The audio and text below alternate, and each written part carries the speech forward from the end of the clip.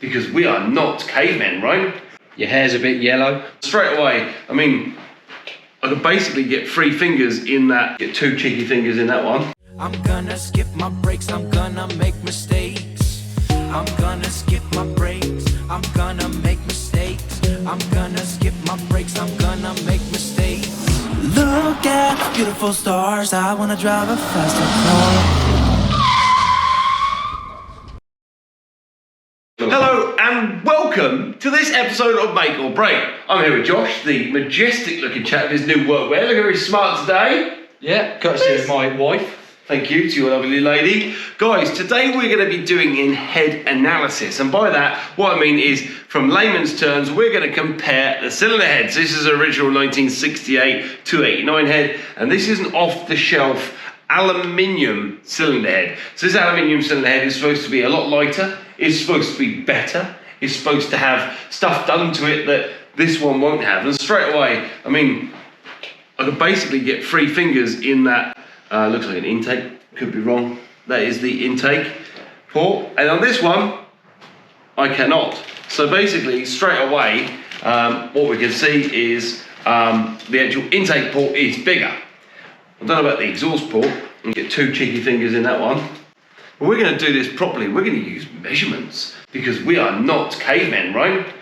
Well, rough measurements. We're just going to, for the purpose of filming, we're going to use a tape measure because a vernier is all well and good, but they're not very easy to see. No, exactly. And trying to show that down the camera, it's not a very easy thing to do because of the cameras that we've got. So a couple of things I've noticed. If you can just grab that a second while I turn this one over. Watch him strain. Oh my God. Straight away, a couple of things I've noticed. This head is freaking heavy and this one is not freaking heavy. And that's one of the points as well. This engine is going to be a lot lighter, which will make the car lighter, which is also good. But straight away, we're noticing a couple of things. So thank you for, I'm going to take over a little bit here because I'm a bad person. Right, so this intake manifold, so the intake manifold, this is the exhaust side here, because the intake manifold will be in the middle of the V, and the exhaust manifold will be on the outside of the V, because the exhaust will drop down the side of the engine. So first of all, we're just going to have a quick glance in English, and that's 33 millimeters wide by 37 millimeters high. And this is obviously the exhaust manifold side. So this is a standard 289 head. 28 millimeters by 300 by 30. So that is unbelievable. So what does that tell you, Josh? Right, in layman's terms, the exhaust side of the heads is you exhaling, breathing out. So if you've got 2 straws, one's bigger than the other, you try and breathe out through the small straw, you're going to have a lot harder time trying to get your lung full of air out into the atmosphere than you would if you've got a big straw with a large diameter. The exact same process happens with engines. An engine, I touched on it when I was taking the heads off and checking out the pistons and bits and bobs. An engine is basically an air pump. All you're allowing the engine to do is atmospheric pressure is going to come into the cylinders as the cylinder goes down. It's going to squeeze that, create an explosion. The explosion will force the piston down. As it comes back up, you'll be breathing it out back into the atmosphere. So the bigger gap you've got, the bigger port you've got, say, in either side of your head, the easier it's going to be to breathe in and breathe out. The faster it'll be to breathe in and breathe out. If it's breathing out in and out faster, the engine can rev easier with a lot more ease, and you can get more air and fuel in to create a better combustion. That's kind of the basic sort of ins and outs of it. So that's our exhaust. So that's basically the basic fundamentals of it. You know, we've got bigger intake, bigger out, you know, exhaust manifold, exhaust ports. And that obviously allows the engine to flow better, therefore allowing our engine to be freer in its way. So straight away off the shelf, if we bolted these heads straight on, as they are, standard with a standard cam, you're going to get an instant improvement on your old cast iron cylinder heads. Simply through the fact that the inlet and outlet ports are bigger. That's only one of the benefits of having an aluminium head. The other benefit, as you touched on a minute ago, is weight. So straight away, your horsepower per tonne is going to get better because the weight of your engine, your power to weight ratio will be miles higher than it was because your engine's going to be lighter. Quite a lot lighter, realistically, because you know you've got 2 of those cylinder heads. I haven't got the scales in here. I was going to try and weigh them, but from a rough perspective, that there is probably 35 kilograms. I was about to say 35, 40 kilos. That's 10 kilograms. Yeah, that's so you've got amazing. 2 of those at a 25 kilogram weight loss each. Each. So straight away, you've lost quite a big chunk of weight at the back end of this car, which wasn't heavy in the first place. Yeah. I think the curb weight of that car when it got SVA was 1,290 kilos, I think, something along those lines. Yeah. It's written on the glass, okay, the chassis tag. So again, straight away, there's another great bonus. Third great bonus is workability. So cast iron is a hard metal, and aluminium is notoriously quite a lot softer. So if You can scratch that with a screwdriver, couldn't you? That you cannot. However, the bonus of that means that if we are going to get these heads worked, if we are going to get the ports opened out even more, this is a lot more workable than a cast iron head. It takes a lot less physic and a lot less grinding to get that meat out. That saves us time and money though, right? Exactly. Perfect. Exactly. So although, you know, the initial outlay of buying these heads, okay, people would maybe say, I'll give you that. So people may say straight away that, you know, the initial outlay is an expense, okay, and it truly is. But even if you spend $1,500 working on these heads and making them wow heads, these cast heads, okay, you're still going to have a weight disadvantage to the next guy next to you. So, you know, they may have just as much flow through them, okay, but to put new valves in them, to put new, valve springs in them, to do all that work, you're probably actually financially better to go buy a pair of these and either unbox them and throw them on, or to spend a little bit of money on them as well, because this will financially be cheaper to work on as well. Like you mentioned a moment ago, they're easier to work, therefore less labour for the mechanic or the engineer to work on them, and you're going to be saving money. So it's kind of a no-brainer. It's bolt-on horsepower, and it is a lot easier, right? Yeah, exactly right. Exactly right. So straight away, you know, without even doing too much looking, you've already got 3 bonuses. Well, 4 bonuses. There's a 4th one that I haven't touched on yet, which is cooling. Okay. An aluminium head will dissipate heat a lot quicker, a lot easier than a cast iron head. Right. So not only will you have, with a standard aluminium head, not only will you have the advantage of weight and workability, you're also going to have the advantage that this will keep cooler a lot easier than a cast iron head. Yeah. So, you know, like you say, they are a great thing to go and buy. Even an off-the-shelf item, they are still, they're a really good upgrade. Let's have a look at them. So these are inlet ports here, and we just spun these over real quick just to sort of give you an idea of the difference in size. I'm just going to grab the tape measure again, spin this one round, and we're just going to give you a little... Sorry about the hay, guys. I know some people at home, they're going to tell me that I'm a bad person for putting hay on my in my heads, but these heads are going to be going to the machine shop anyway.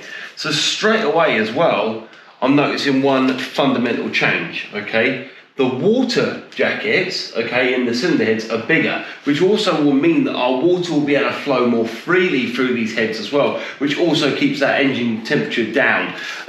The original intake manifolds are around about 5 centimetres, and they're 55 on these ones, and the width is 31, and these are near the same. I reckon that was right. 30. I think Measure that again, I think that was under. Oh, 26, sorry. And they are 26 and 31.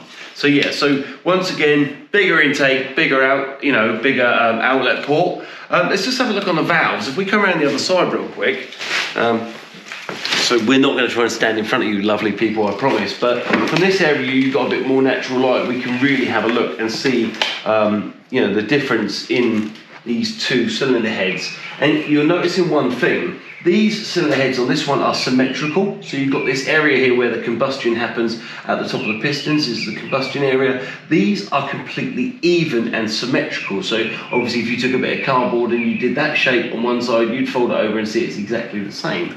What we're noticing on these heads is that they're shaped a little bit more like a kind of like a sort of question mark, I suppose. You've got a lot more diversion here towards the intake port. Okay, so obviously the air is forced into it, not forced actually, sorry.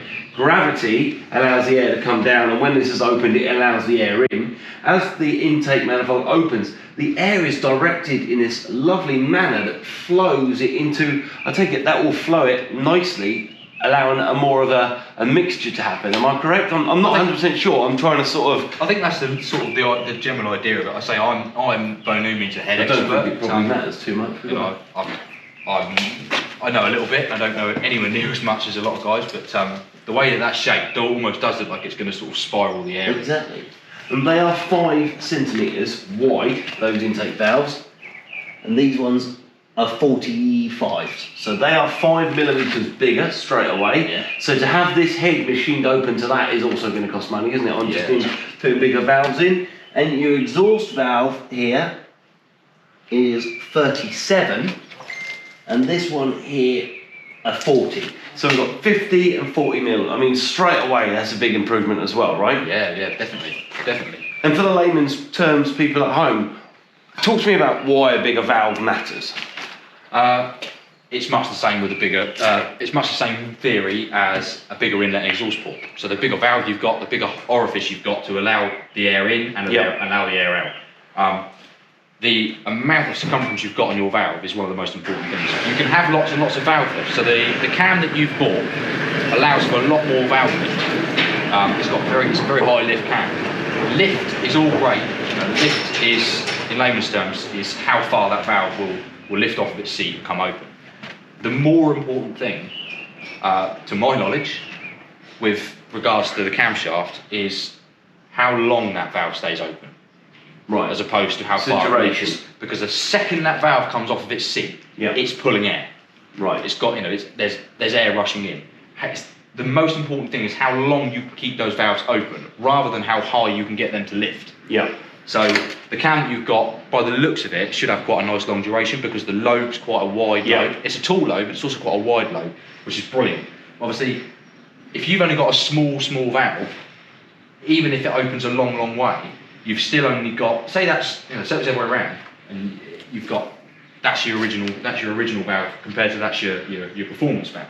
Say, if both of those valves open the same amount, you're going to get a lot more air coming in through the bigger valve than you are through the smaller valve. Yeah. It makes sense. It's basic sense. So guys, these cylinder heads are made by a company called Flowtech, and I purchased these when I was in America. They sell them at Summer Racing, they sell them at Year One, and by all means, they are a very good cylinder head. What I would say is there's more expensive ones out there. These are on the lower end of the budget, but you know what? If you're building something special and you're building it in your garage, these really scream have a go, and they are a bit of fun, and there's a lot of YouTube videos out there. This is not an impossible job fitting these yourself. You can seriously watch what we've done within a sort of 20-minute video. We've pulled these engines apart. There's a lot more time involved in doing this properly. There's videos out there to show you how to do it. We are going to show you us putting this engine back together because we are rebuilding it ourselves. We would love to send it off to an engineering firm and pay them, and it would be done a lot quicker, but this isn't rocket science, okay? These engines have been around since the 50s, 60s, they've been, they're a basic push rod engine, and we're going to play around with them. We're going to build it, and we're going to show you step by step.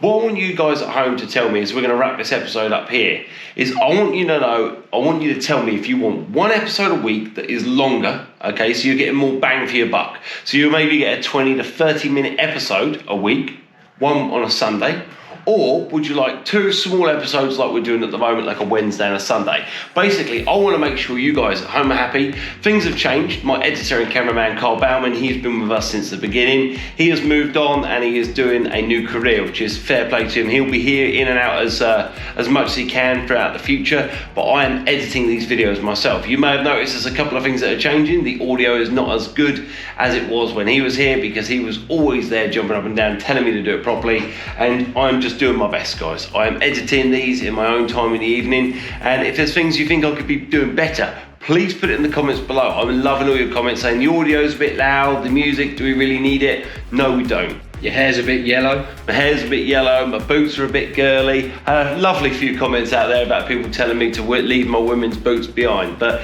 you know what? They're comfortable, I'm nice and warm, it is what it is. Thanks again for watching another episode of Make or Break.